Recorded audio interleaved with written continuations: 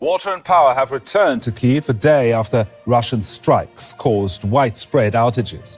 The city's mayor said residents should still expect planned power cuts due to damages from Russian attacks.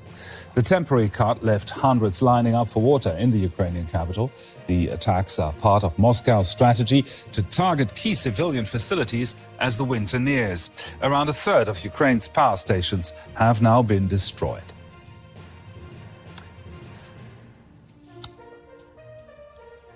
Our Ukraine correspondent Matthias Böllinger is in Kyiv for us this morning. So the water and power supplies have been restored. What do you reckon? How long can that last? That's a good question, but most likely, if there are new attacks, of course, we will see what they bring. But if there are no new attacks for the moment, everything is working again. Of course, there are still shortages, so there will still be power cuts. That's officially confirmed that they will continue the scheme of cutting off the power in certain areas of the city for some time, some hours a day, basically. That's in order to minimize pressure on the electricity grid, because power supply, there is a shortage of power, but every household, that's what the officials are saying, is now reconnected to power and to water, and if there are no new destructions, to some extent this will continue working. Now, the International Atomic Energy Agency has begun new inspections to Ukraine. What's the background for that? Russia has accused Ukraine of preparing a dirty bomb. That is a bomb that contains radioactive energy, although it's not a nuclear bomb that sets off the process in the nuclear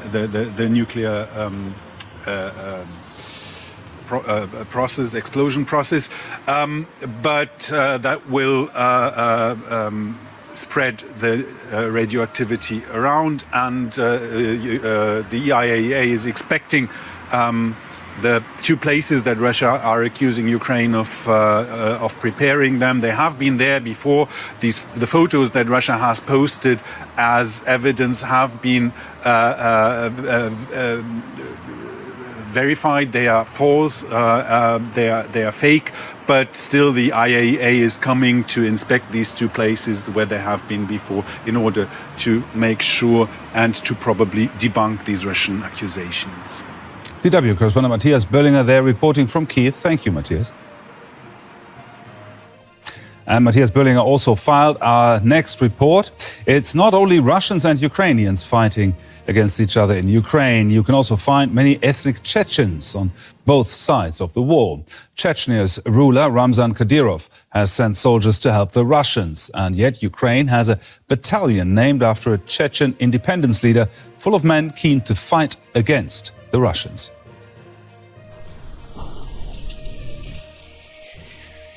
Storming a building. This is a training session for new recruits to Ukraine's Jocha Dudayev battalion, a Chechen volunteer group fighting for Ukraine.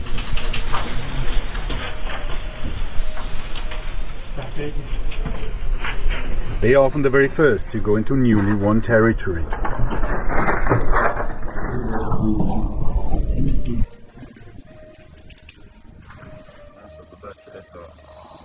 Our job is to storm and to clear the place.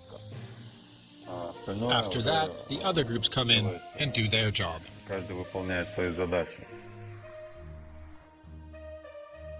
Maga, as he calls himself, was born in Chechnya but grew up in Europe. He says he's always dreamed of fighting against Russia. After Putin annexed Crimea and installed proxies in the Donbas, Maga moved to Ukraine.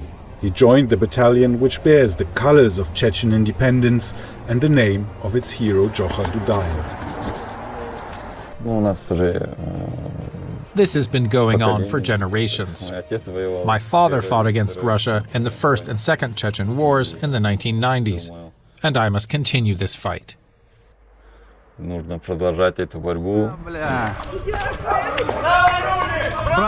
Last month, the battalion was among the first to enter the town of Izium.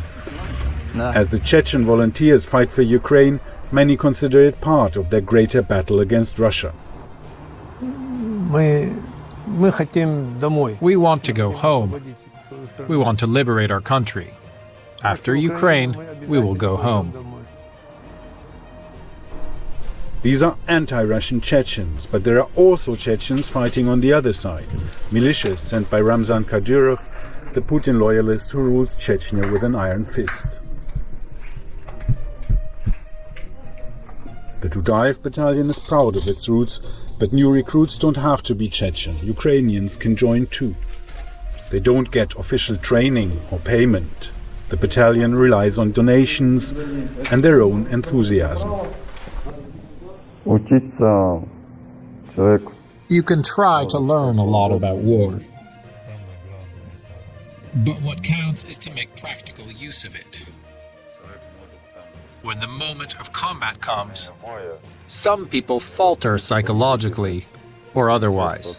That's why the most important thing is to have strong motivation, a strong idea.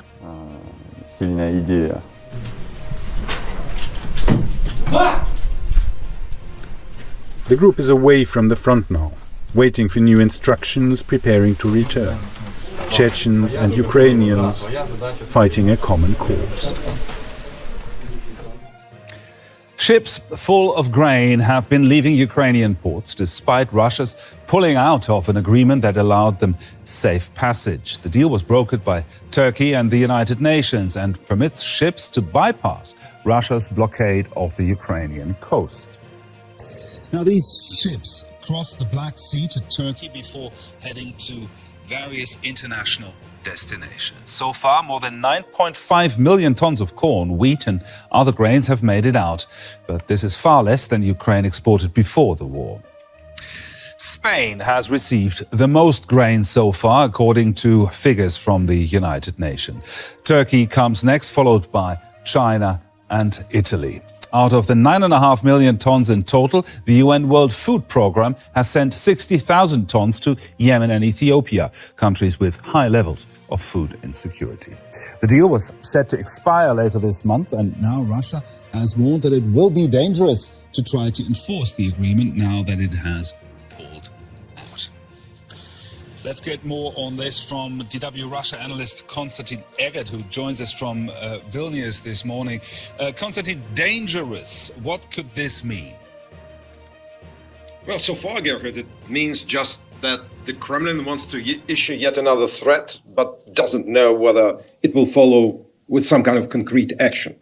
I think that for Putin today, the scale or the set of tools that he can use to pressure international community is very limited.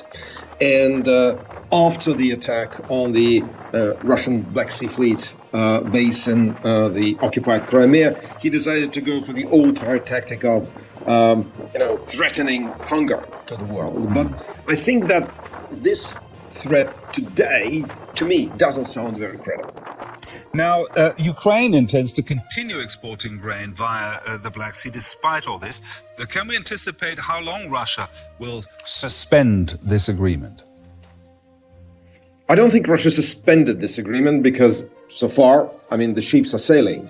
I think that this is an attempt to pressure, for example, Turkey, again, into coming in and trying to negotiate something, showing that Russia is not alone, that Russia is listened to.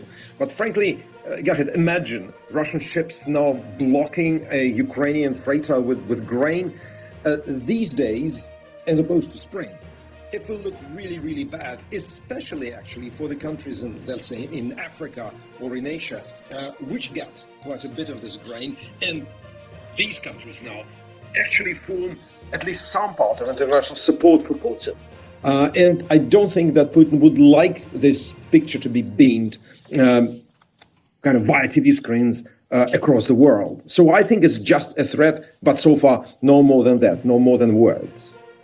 Now, Konstantin, we've heard that Russia had changed its tactics because of setbacks on the battlefields. Is that why there are now these massive attacks on civilian infrastructure? Absolutely. I think that the Kremlin and its commanders believe that if they actually relentlessly destroy Ukrainian infrastructure, The population will be tired and will pressure President Zelensky to start peace negotiations. So I think that in absence of any kind of meaningful military successes, the only way for Putin is to actually continue to pummel civilian infrastructure, kill civilians. So essentially, it's a terror war against Ukraine. Thank you very much. DW's Russia analyst Konstantin Eggert there.